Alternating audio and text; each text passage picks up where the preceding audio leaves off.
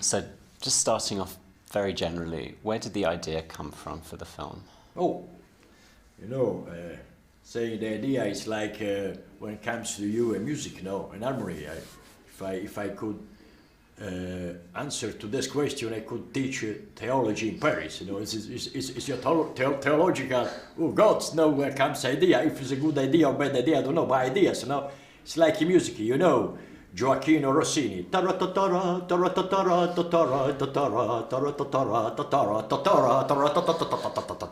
Who comes from this idea, this harmony? We don't know.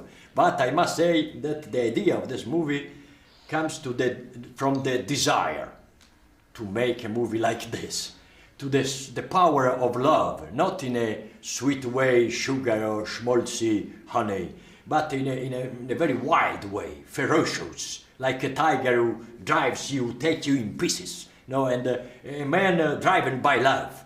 And I mean, that doesn't exist a power who can triumph in our vitality and in our love. Maybe we cannot choose our destiny, but we can choose a sense to give it to our life and death. And this is what he is full of life. He is alive, in love and free. This is the message, excuse me if I use this word, the message of the movie. You know, to be alive, to be in love, to be free. This is, and just to the desire to tell a story, a wonderful love story. Somebody who loves a woman until the end of the world. You know, I mean, and nobody can stop him.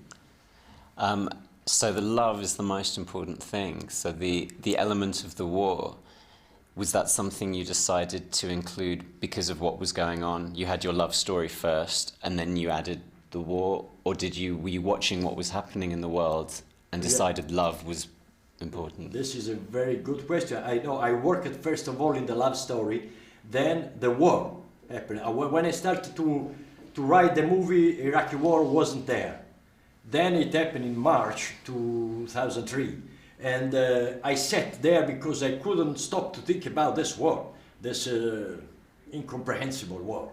And you know, we must be brave and courageous to look in face to the horror, and because otherwise it's unbearable. And this is the duty of art, you know, to make bearable what is unbearable, you know?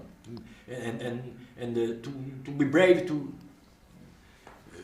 talk about this, and so our set was our unlucky. This is terrible to say, our natural set. In this moment, we were surrounded by war. Everybody talking about war, and on TV, images, radio, and our dreams and our nightmares was about war.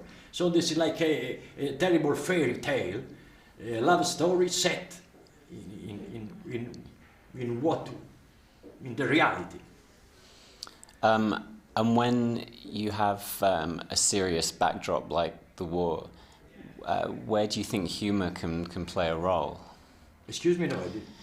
You're dealing with a very serious subject, but you have a lot of humour still. Yeah. What role do you think humour can play in serious discussions? We need, otherwise we get lost and we die without. This is the soul. This is the divine spark, humor, no, and kindness and joy, because it's what happened in the real life. In the real life, we are always on the edge, in the border between ridiculous and tragic. Tragedy and ridiculous. This is the highest thing and the most terrible thing. We are always there, and our soul and our body are there to balance this. And this is well, sometimes we take us in a very serious and tragic way. We are the humankind, you know, and then we are ridiculous. And this is the war is tragic and ridiculous, you know, in itself. And our existence, you know, we have to think about this divine spark of humor. You know, as Goethe said, the divine spark, you know, of humor and irony. Otherwise, we are lost. And the prince of this is, you know, the beginning of the because our life is surrounded by tragic and by laugh and to cry. No, this is from the Bible. Now, your character is a poet. Attilio is a poet. Do you see the film like a poem in a way? Oh, this is very right. I thank you, because he's not a poet because he writes verses, but because he makes his life becomes a poem. The biggest poem is his life. You know? Like in every tragedy structure, is not the personality of the protagonist is not given by what he is saying or is talking or his speech, by from his actions. The actions make the character, the personality of the protagonist. He is a poet because he acts as a poet. When he's in the motorbike, when he has the flies, when he's killing flies, you know, this is the highest verses he wrote. Yeah. When he goes to Iraq, the war is happening all around him, but he has one focus, which is saving Vittoria. Right. Did you choose that because you wanted to show how strong his love was? He doesn't get involved in the war at all. Was this to highlight his love? Yeah, but you said he doesn't get involved in the war, but he is involved in a superior war, his personal war. He is involved in the war more than the soldiers. His war, there is a personal war. His war is superior, is higher than one of my favorite scenes is when he is in the barber chair, sleeping, looking at her with the flies. How do you call the flies? Fly swat. Yeah, what? SWAT. Fly swat. And outside there is Americans in the tanks with a machine gun. And this is the image of the two different wars. But how greater is the war, what he is doing. So this is he is involved in a real war. To save one war, the same in the Bible. No, it's like to save the entire universe. I was interested in the film when people talk in Arabic, there's no subtitles. Was that to show Attilio's lack of understanding when he's there, his confusion? Exactly. We have the same. Oh yes, yeah. I wanted to ask a bit about the casting. Was it from the beginning? Was it decided it would be you and Nicoletta as the central roles, because you wrote it and you directed it? Oh yes, from the beginning Nicoletta was in my mind. Yeah, well, absolutely. You know, because the women in the movie, they are the soul of the movie. The look of the women, the soul of the world, especially in story comedy. So I cannot think a movie without Nicoletta, especially this movie, without this look of severe, sweet, and elegant, and warm, and stern, and full of love and suffering. Really, she conveys all the sentiment. She's really great. I have to thank her.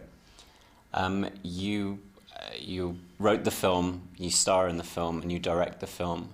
How do you juggle these three roles? Oh, you know, this is very what happens in your life. When you are preparing a dinner, you are cooking and you are eating it, or I'm doing this chair, I sit on it. There is an harmony on this, you know, and this becomes very natural. Yeah. So it's not a struggle. No, not a struggle, absolutely no. Because as a director, I know Benigni as an actor. If he feels now to act, or if he feels to have a rest, or to have a coffee, or and it helped me.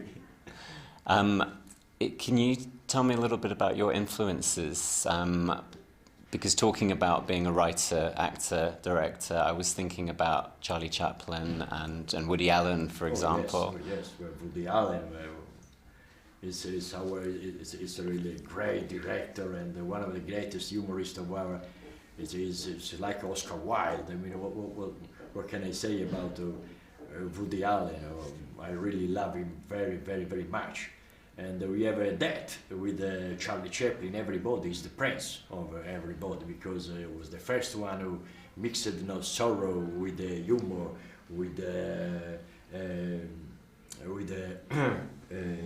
cynical things too, very strong, very sweet, and so all the feeling, the sentiment, the emotions. We owe to him a lot of joy. He's a gift, no? Somewhere. You have been so good that I give you Charlie Chaplin. No, this is like a gift. And about the locations for the film, where did you film? Was it just in Italy? We couldn't film in Iraq. We tried, but we couldn't. We said, "You crazy, you'll be killed there." So no, not in Italy, but we filmed in Tunisia, into south of Tunisia, the extreme south, in the border with Libya and Algeria, in the desert of Sahara Desert, in the extreme south, and in Rome, of course, yeah, and the studio in the Cinecittà Studio Papigno. And speaking of which, you have your own production company, Melampo. Yeah. How important is that for your creative freedom?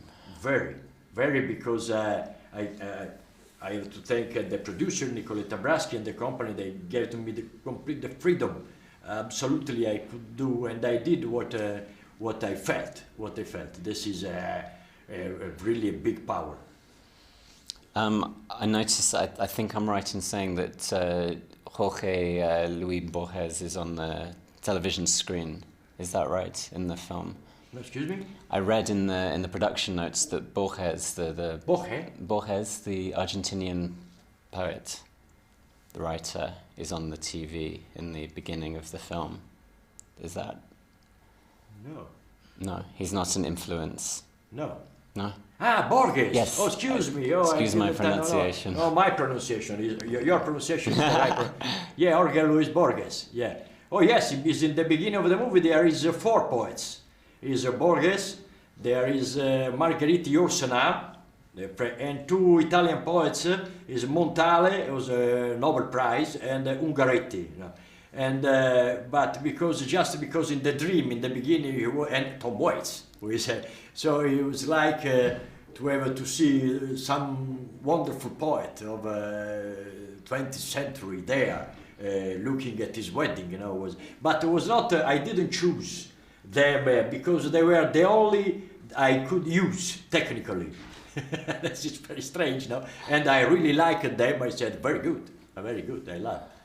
And speaking of Tom Waits, I guess there's the Jarmusch connection there. Yeah, this is the Jarmusch connection, right? Because I did The Little Devil with John Lurie, and Tiger and the Snow with Tom Waits. And I must say that when he read the script, he fell in love immediately with the script, and he said, but I'll be there immediately, Bob. Yeah, and he wrote a wonderful song, You Can Never Hold Back Spring. My God, it's so beautiful. I sang this song for months. You can never hold back spring.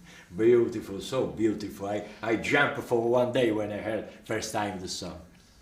And was Jean Reno someone you had worked with before, or? That was first time. But you know, I was in Italy looking for somebody for this character.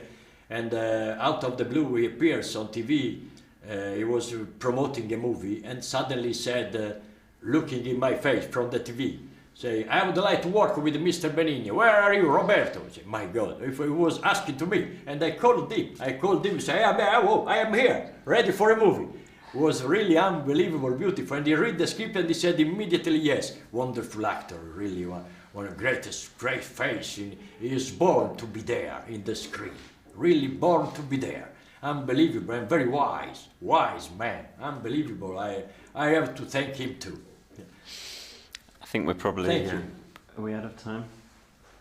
I don't know. Normally they came in and said you should go, but now they I'll do a don't very come, quick so. last one. Yeah. I just wanted to ask about the element of fantasy in your films, because although this is again a very serious subject and strong emotions, you have the dream sequences. Yeah. Is it important for you to have an element of dreams and fantasy in your films? A lot, because it's important not to mix fantasy and reality. What happened, and it's not easy. It's difficult style, but because you know, he's a poet, and the dream, there is a liaison with the dream. We are told there is poems about dreams. His life is like a dream. It's like so. It's all the entire movie is about dream, because it's part of our life dream. No, it's really it's it has been a dream to make this movie for me. That's wonderful. Thank you very.